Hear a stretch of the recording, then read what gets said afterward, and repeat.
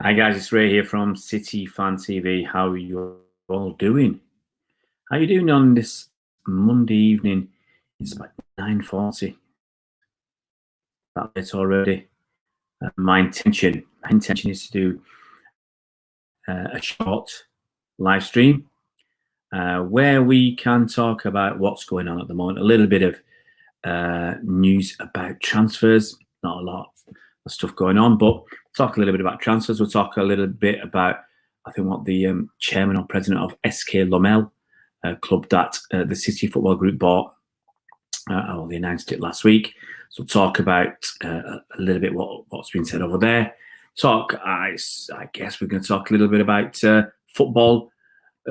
Training is going to return tomorrow, so we'll talk about that. And we'll see.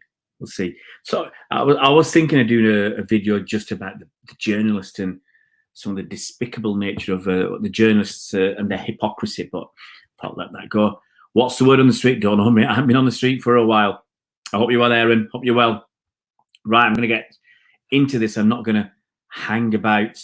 Okay, quickly, SK Lommel and why the Belgian club appeals to City's to the CFG City's owners.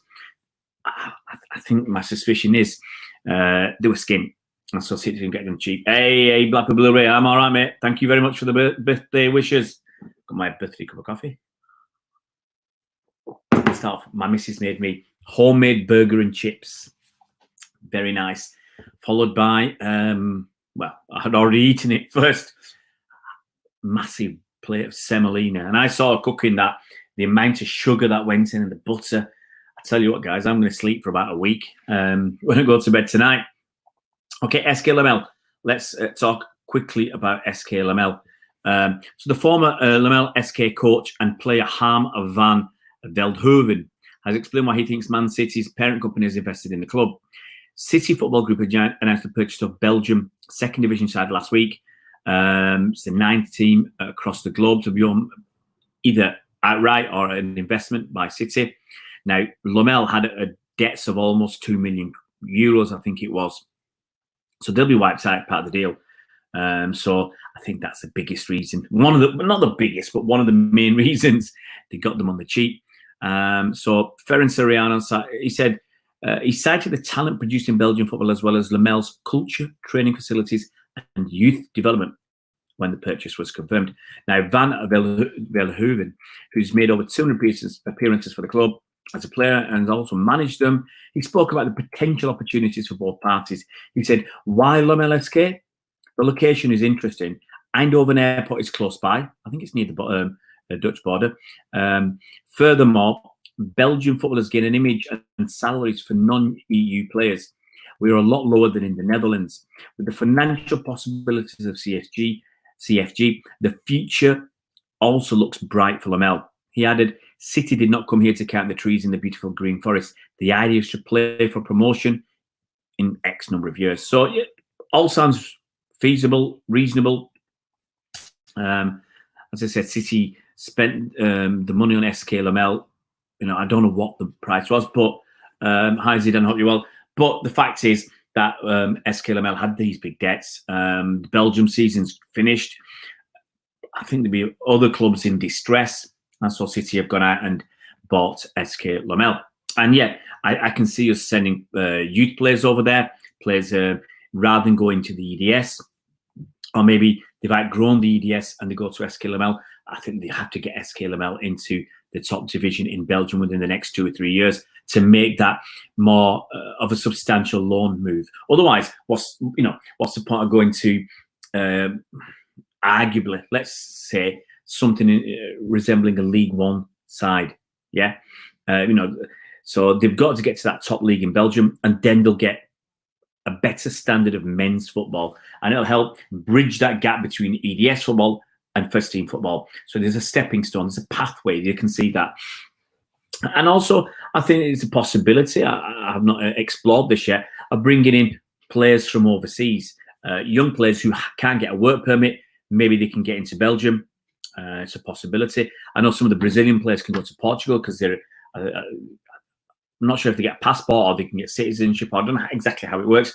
But the Brazilian players can play in Portugal, and so it could be, the rules are a little bit easier for players to come from South America, possibly to Belgium. I mean, it's something that I haven't looked at in any detail, but it's something with the reasons for this purchase.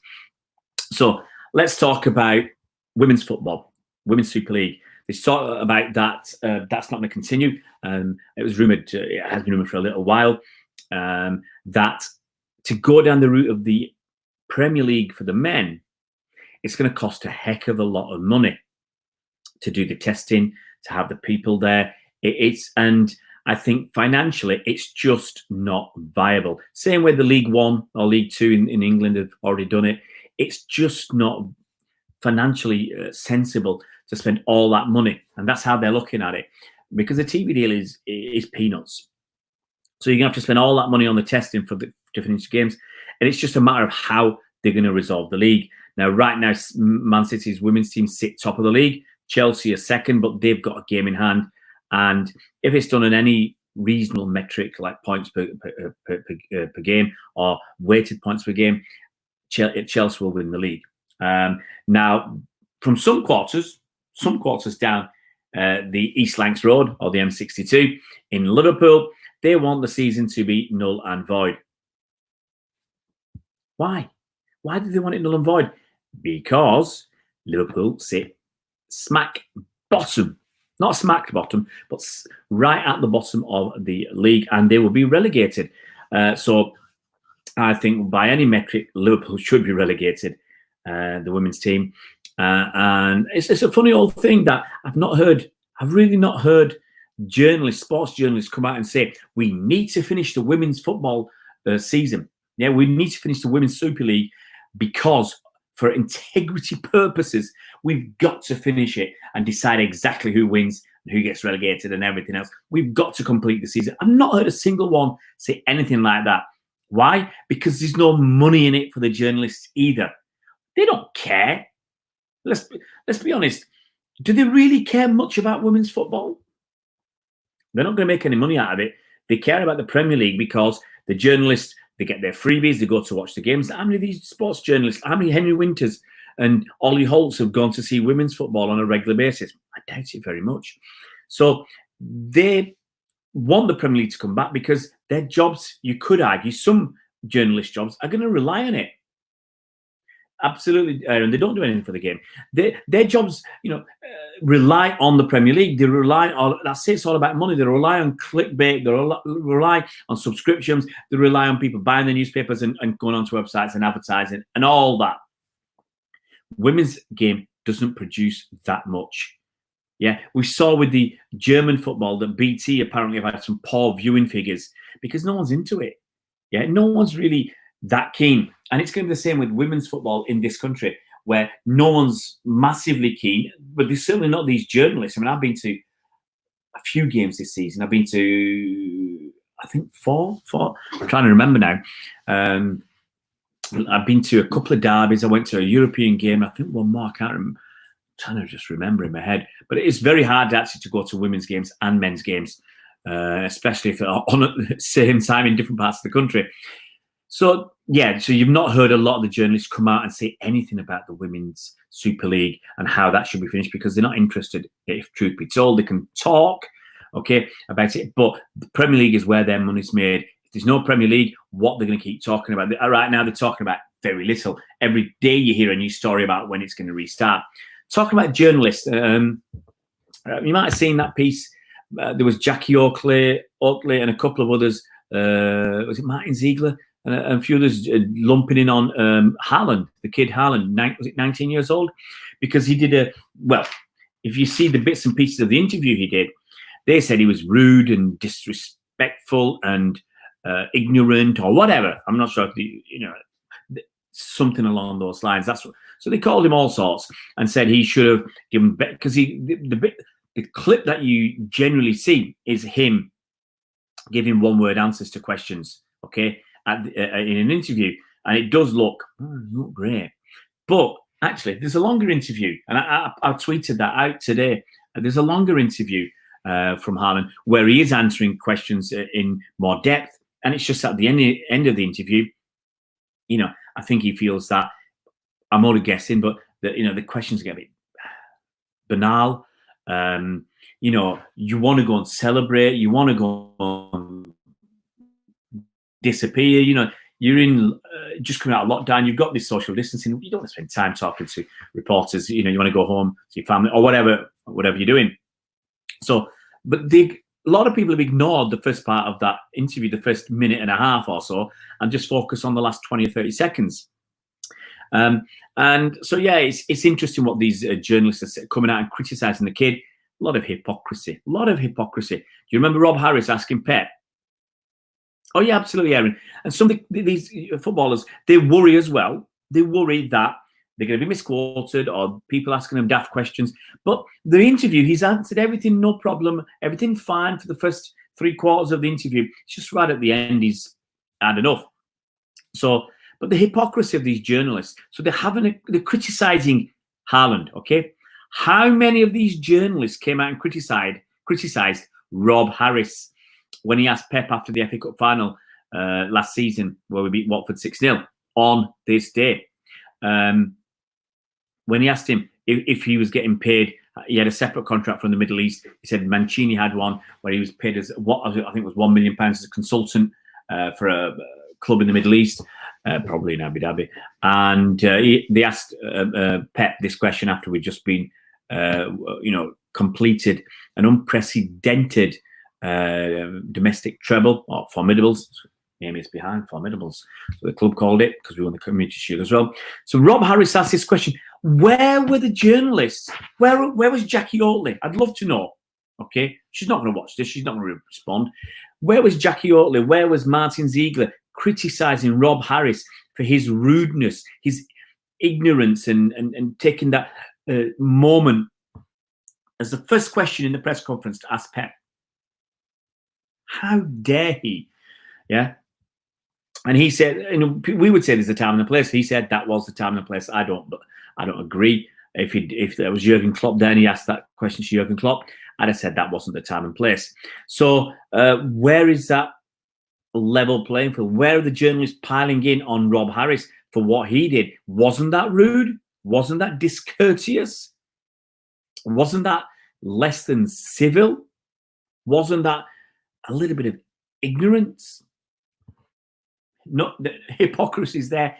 They don't care. What have they said about it? Nout. Anyway, moving on. FA Cup, a year ago, we beat Watford 6-0. Fantastic. As I said, it's my birthday. I was there on my birthday on the 18th of May last year, watching that. Fantastic. Absolutely fantastic. I think I was there on my own. I don't think anyone went with me. I wouldn't take my kids to the FA Cup final, but I think I was. Yeah, I can't remember anybody else going to that game with me. I had a few spare tickets as well. Actually, tell a lie. Also, the Community Shield had some spare tickets as well, but I don't see FA Cup had a spare ticket. Anyway, it doesn't matter. That's another story. Yeah, Community Shield had a few spares. I remember giving one to this Liverpool fan who'd been someone had duped him for a ticket.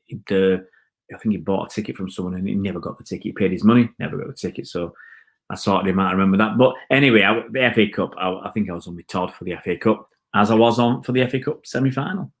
Wow.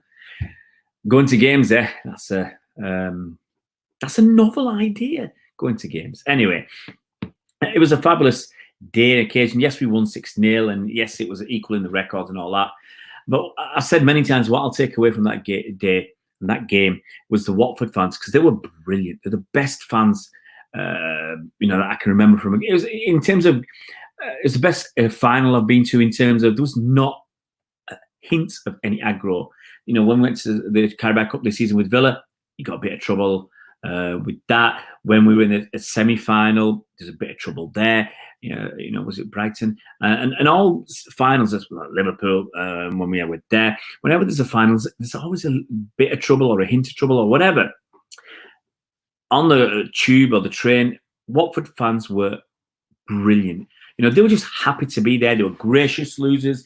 They were, and I put a video out last year. I think I put it out earlier this year as well, of the Watford fans waving their yellow and red flags when they were 5-0 down after about 81, 82 minutes. They were 5-0 down, and they just started waving their flags and cheering for their club. And that carried on all the way to the end, to the final whistle. We scored another goal. They still carried on waving those flags. It must have been 10 minutes or more. They were waving those red and yellow flags, and it was a sea of them. So that's one of the things I took away, and the fact that they stayed behind a lot of them stayed behind for the presentation. So it was absolutely fantastic occasion for them and us. And we went going back on the tube, going home, Watford fans and City fans, and we were just chatting away. It was a really pleasant experience. Aaron, you regret not going to League Cup final this year because of Corona? Yeah, I was in two minds, Aaron. First one you missed, Watford were cool. Yeah, I was in two minds because the thing was we'd stopped going. We stopped going to stuff. I mean, that I think was my last game. I think that was my last game because when we went down in February, middle of February, in the half-term holidays, we did not go on the tube. The kids avoided the tube. Because I was conscious of the fact that my mum's in her 80s, and going to see my mum, and I just thought I didn't want the kids to be picking up something on the tube and then spreading it around. I went to the Carabao Cup final, and I was in two minds about that. But the information we had at the time, that I was probably going to be all right in terms of my age and my health profile. I've not really got one underlying condition, and I don't think that's a major issue. Yes, I'm a little bit overweight. I've not got diabetes, or I'm not massively obese, or got heart problems or breathing issues, or and all the other stuff. So I took that. You can look back now and you see it was a risk. Funny thing is, if I knew then what I knew a month later or 2 weeks later, I wouldn't have gone. I would not have gone, but we were still finding out. So I think that was the last game I went to. So, but it was a great occasion with Watford. I absolutely loved it. All right, we're going to move on. Training, Premier League. I had a meeting today, and the training is going to recommence tomorrow. I think it's in small groups. I'm not sure of all the details, to be honest. I'm not massively bothered. But it's supposed to be starting again, training. And they're talking about middle of June kickoff. We'll wait and see. My worry is, if you follow me on Twitter, my worry is that news coming out from other countries is not good. It's not good. France, I put out a tweet today. They have had to close. Hi, I'm 10. Hi, Akram. No problem, mate. Now, in France, they've had to. I heard it yesterday that Aguero been busy on Twitch. To be honest, I've not been watching a lot of stuff like that on social media, Aaron. I know he's been playing FIFA, but that's all I know. The problem is what we've had in Paris. We had an outbreak. Must be players out there in authorship. Absolutely, Aaron. The thing is, they said you're going to need 4 weeks to get back into shape. No matter how you want to look at it. I mean, Haaland said the same. He said, you keep yourself fit, but basically you're not the same as you were 2 months ago. Now, my worry is about when we're going to play football again. You look in northern France, you look at Paris, there's been an outbreak in Paris in the schools. And I heard today that there's been, in across northern France, another 70 cases, and it's spreading in schools. So now, off the top of my head, I think they shut down 400.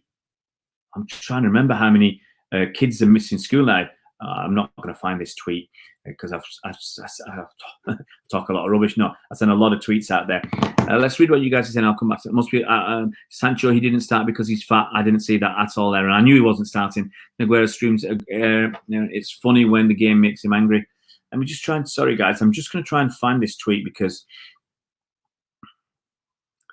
it was from an epidemiologist in the guy's doctor in the States who I follow.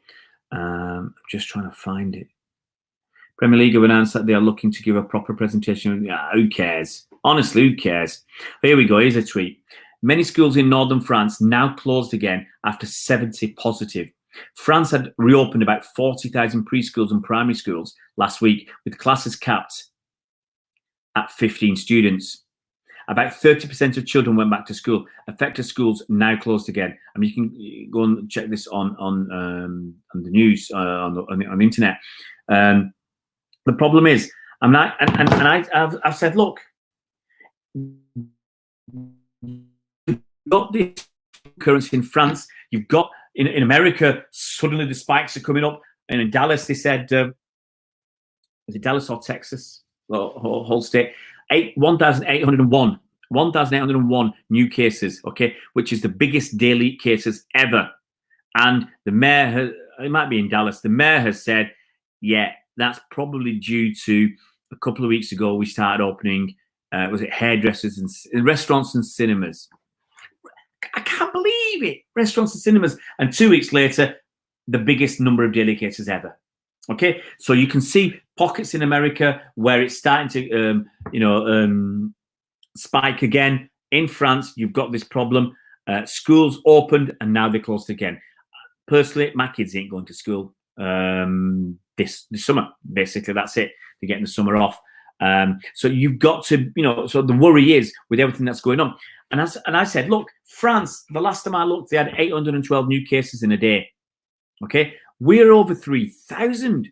I've not looked at, let's pull up worldometers. We're over 3,000 cases, new cases in a day. When last time I looked, we're more than 3 times the French numbers, more than 3 times. And if let's look at France now. Okay, UK new cases 2,711. France, that's in a day. France 358 new cases. Okay, so we are 300 and let's have a look at France again. Sorry, so 360. We are about 7-8 times more new cases per day than France, and France are having to shut the schools again. What does that tell you? It tells me I'm worried. I'm concerned. Okay, I mean France, they've the 131 is the number they've given today. We've given 160, but ours is undercounting because apparently some of the systems were down. So the worry is, if that's happening in northern France, what's going to happen in the UK in a short space of time? So when we come back to get to June, I can see a lot of schools not opening because they're worried. You've had, off the top of my head, Liverpool Council said, we're not going to open the schools. I think Hartlepool has said the same. Bury has said the same. Others have said, will be saying the same. We're not opening until we feel it's safe. And on top of all that, you got the football supposed to start in the middle of June. I think cases are going to spike. And Premier League, being the Premier League, and it's all about money. They'll just want to keep ploughing on. I don't think it's safe at all. Blackpool Blu-ray Premier League have announced they are looking to give proper Liverpool, that is, yeah.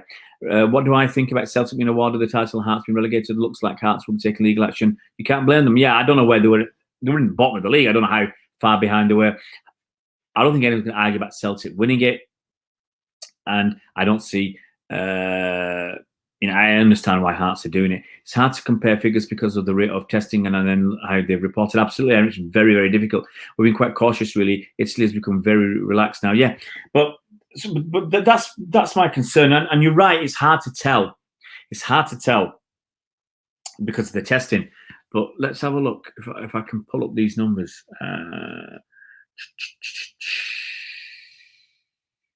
So I can't see the new tests in a day. UK have got almost 40,000 tests per million. France are only on 21,000. So we're basically testing twice as much as France. So you'd expect us to catch a lot more people with the disease than France. But, if we're pulling up nearly 3,000 a day, I just think that's too much. New Zealand, when they came out, they were on 0. Okay, so that, other countries are on very, very low numbers. But you can see how quickly you can have a massive spike. There's 3 cases I'm going to talk all about in South Korea very, very briefly. You have patient 31, religious cult, sect, group, whatever. and they went to Daegu, and this person's super spreader spread it. Loads of people in Daegu, massive outbreak in Daegu. It's a city in South Korea because of this group, and then they dispersed around the country and they took the disease around. But the man, they call him patient 31 because they knew it was the 31st. So their testing and tracing and contact tracing has worked generally very well. Two other instances in there, you had this case in the gym where it was an exercise class. Loads of people. I can't remember the numbers there. Was it 100 people or something? And then you had the I'm trying to remember it. Itaewon nightclub district, where one club goer went to 5 nightclubs over 2 days, 1st and 2nd of May. He went to these nightclubs, got tested positive on the 6th of May. I think it was 153 people have tested positive because of this guy.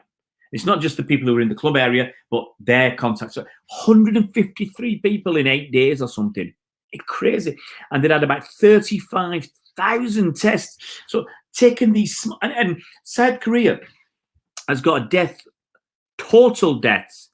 The last time I checked was under 300. It's about 250. I'm just going to try and find the South Korea death toll. I mean, it's moved so far down the table that I have to actually, because South Korea used to just be able to find it easily. South Korea.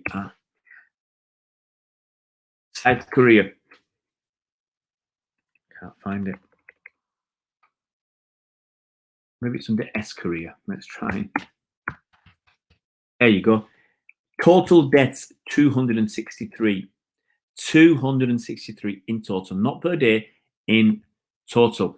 So that's what I'm saying. So I think it was it was 113 cases from the gym class and 153 from the nightclub thing. So you can see how very, very quickly this can suddenly spark up again. And South Korea are very, very good.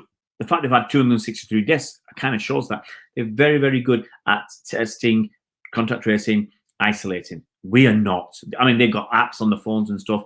We're not. Okay, that's our problem. And because of that one person, they could find about 10,000 other people. 10,000 in that area. And a lot of them have been tested because they said, you were in an area where somebody else was and they've been tested positive. Please go and have a test. One of the problems in South Korea, in that Itaewon area, the problem there is there were gay nightclubs, and homosexuality is frowned upon, even though it's not illegal. And some people don't want to come forward because they're worried that people will find out that they're gay. So you can see how suddenly it can spiral, and I think it's going to happen here, and that might put the kibosh on the football straight away. Absolutely, Aaron. They were way more prepared, got a higher risk level pre-pandemic. I think Russia are one of the worst affected. Yeah, Russia going to go. It's going through the roof in Russia, and basically, you could argue. Depends how you want to call this. You could argue the countries that are very nationalistic or got tyrants. Can we call them tyrants as their leaders? They've really struggled. Yeah. So you look at countries like the USA. Yeah, you look at where it's really bad. The USA, the UK, Brazil's coming up, and Russia's coming up as well. In terms of deaths, Russia's still a long way behind, but USA and the UK far outstrip everybody else. Brazil's up to number 6 in the table. Russia's a little bit further down. I can't see. And yeah, Russia's 19. But they've got a lot of. I mean, Russia said 9,000 new cases today. Yes, it's all to do with testing as well. That has an impact. And moving on. We're going to see what you say. Tyrants. Well, I think that really. Yeah. Look, I think a lot countries want to fudge their figures because obviously it affects the political party's popularity. Okay, moving on. This is not a 10 or 20 minute thingy. We're going to have a quick look at some transfer rumours that I've picked up from the MEN. I'm not going to go through it too much. So apparently, Man City will be fighting out Borussia Dortmund to sign young All right, let's get this guy. Kid plays for Altinodu, and his name is Ravil Tagir. Ravil Tagir, according to reports. So, so apparently they're trying to get this kid. We've already got this kid called, if you remember, I talked about him a few weeks ago, Clivert Aguilar. He's a kid from Peru. He won't come for, I think, 18 months. It's only a year now when he's 18 next summer. And then we're looking at this kid called Tajir. He plays in Turkey. So he's made 27 top flight appearances this season, scoring once. And it's not bad for a 17-year-old centre-back, is it? So according to Turkish newspaper Takvim, City have been impressed with his performances, but will face competition from Dortmund and Fenerbahce for Tajir, whose contract at Altinodu until 2022. Also, it looks like City have been eyeing him for Napoli forward Dries Mertens. I really can't believe that. But anyway, this is what they say.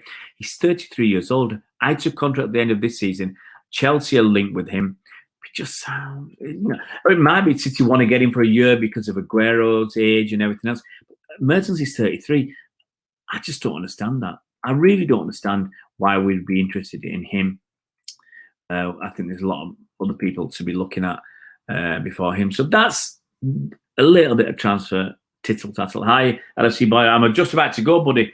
Been on for half an hour. I thought I'd be on for about 10, 15 minutes. I thought, what's it to talk about? But then there's always something to talk about with football. There actually is, things to reminisce. Talk about we talked about the FA Cup final a year ago, and then this other stuff about players that City are linked with, what's going on in women's football, and what's going on in men's football too. Ikram, I wouldn't have minded a 28-year-old Mertens, but 33, it's a bit old. He's quite a bit. Yeah. But I just think he's too old. Why are we getting someone like Dries Mertens, okay, and not giving someone like Jayden Braff a chance? We'll end up losing Jayden Braff, go down the Sancho route, unless we give him a chance. And we've got Sergio Aguero. We've got Gabriel Jesus. Are we going to put Dries Mertens in ahead of Gabriel Jesus? I just don't see the point. Iwasa Y, Adama City. That's not bad. Where would you play him? Would you play him up front? Would you play him as a wing back? It could be interesting putting him at left wing back. That would be really, really funny. I'll see how we'd go up there. Guys, thank you very much. It's my birthday, so I'm going to love you and leave you. It's been very pleasant. What's that, Ikram? I don't know. It's very bizarre, though. How about swap deal with Aubameyang and Sane? See me Sane. No, the thing is, Sane, he's not going to stay in the Premier League. We're not going to do it. He's not going to go to Arsenal. Think about it. What's the point of him going to Arsenal? There's no point of him going to Arsenal because he's going to play in a mid-table team. He wants to be playing in the Champions League, which he wouldn't next season at Arsenal. He wants to be challenging for titles, which he wouldn't at Arsenal forever. They're never going to be challenging really again, so I can't see it. Yeah, a shambles, absolutely right, absolute downgrade. Anyway, thank you, Blackpool Blu-ray. Thank you, everybody. It's been great having you on tonight. And hopefully we'll see you some point tomorrow. Tomorrow I've got at least one guest on tomorrow. I'm not going to say who it is. Cheers, Ikram. But we've got a guest on tomorrow. So tomorrow will be at 9:30. 9:30. So I'm letting everybody know.